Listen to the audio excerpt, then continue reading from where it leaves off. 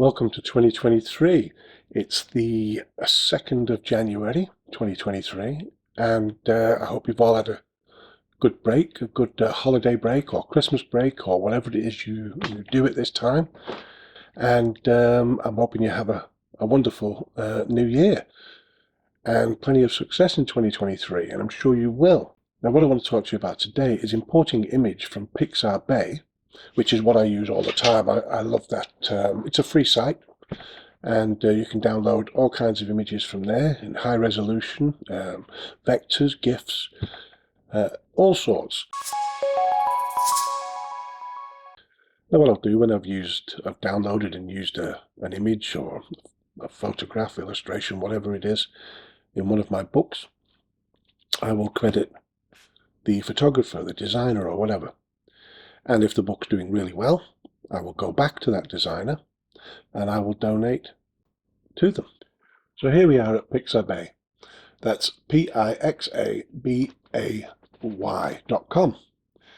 And if I type in, let's say, lamb, let's have a look for vector graphics.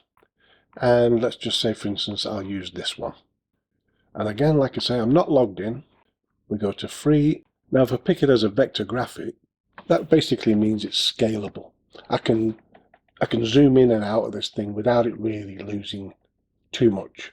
Whereas if it was just a normal image, I can zoom right in and it'll pixelate or blur, depending. It'll pixelate if it's, say, a JPEG. It'll look more blurred if it's a PNG. And as a GIF, really, you're looking at, say, 256 colors max, which is great for something like this. And it's a lossless file size. So we're going to have a little look at that in a second. I could click download here and download it to my files, but I would have to log in to Pixabay to do that. Or I could retouch in Canva. Now then, here's the image in Canva. Now, as you can see here, I'm not signed in. It's just automatically gone to Canva, which is a great idea. And it's getting more people over to Canva. But if it's just something you want to play about with, you can adjust things in here. You can adjust the temperature, the tint, saturation, whatever it is you want to do, the brightness. But how can you save it? That's a tricky one. If I go to share, to download, PNG, I can only download this as a PNG if I have the Pro account. And the same goes for sizes. It's given me a decent size at 1782 by 1920 there. If I could try JPEG, again, there's nothing I can do. I can't download it here. I can download it as a PDF, let's say a PDF print. I always flatten my PDFs, but best for digital use. Again, if you want to use CMYK for professional printing, you need to be a pro user. My only other option is GIF. Now, a GIF is a lossless file, and basically what it does is it eliminates any colors it doesn't need. It only has a palette of 256 colors, whereas, you know, you can talk a JPEG and PNGs of the millions and millions of colors. And so obviously you're going to get a better image when you're looking at photographs and things like that. But when you're looking at illustrations like this lamp, for instance, or logos, things like that, you're not using very many colors. And the chances are that those colors are going to be in the 256 color palette. What it also does is it uses two colors to trick you to thinking that it's got another color. So it's a great, it keeps the file size really low. We download this GIF and we open it. So I'll save that in a file. Anything will do for now. Right, okay, I'll close that. And I'm going to have a look at the dimensions on it, the properties on it, details. Now we're less than 1,000 pixels. 924 by 996. That's all it's allowed me to have for that. Now I'm going to close this down. I'm going to go to free downloads again. And where I was on vector graphic before, I'm picking 1782 by 1920. Retouch with Canva. I download this as a GIF. This is my only option in the free version. I'll save it as Untitled Design 3. That'll do. Let's have a little look at the sizes of this. I'm still getting the same size. I'm not getting what I wanted. If I download it straight from here, free download, 1782, 1920, I will download. It'll ask me to sign in. Here's the image. Actually, it looks better already. So let me save it. It's going to save as a PNG. It's this one. If I look at properties, details, 1782 by 1920. Whereas all the others are limited because they're GIFs and through Canva. Now let's say, for instance, I sign in, which I've done, and I remove that, and I get that sheep again, free download. I'm also signed in on Pixabay, free download.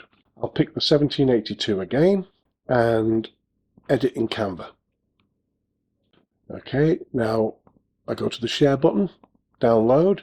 If you're signed in with the free account, like I say, or the pro account, you've got more options and you get a better image size. And it doesn't cost you anything to get a free account with Canva.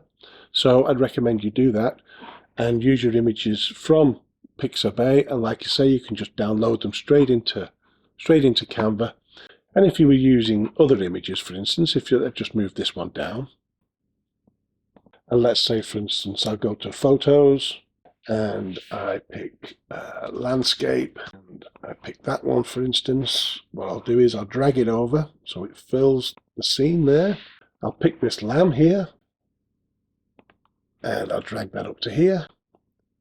You can see the advantage of it. You know, you're not having to go to here, download it, and save it in a different file, which is no problem, really.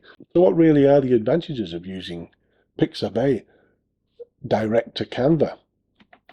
Well, ideally you'd be using either the free account with Canva and you're logged in, or the pro account with Canva and you're logged in.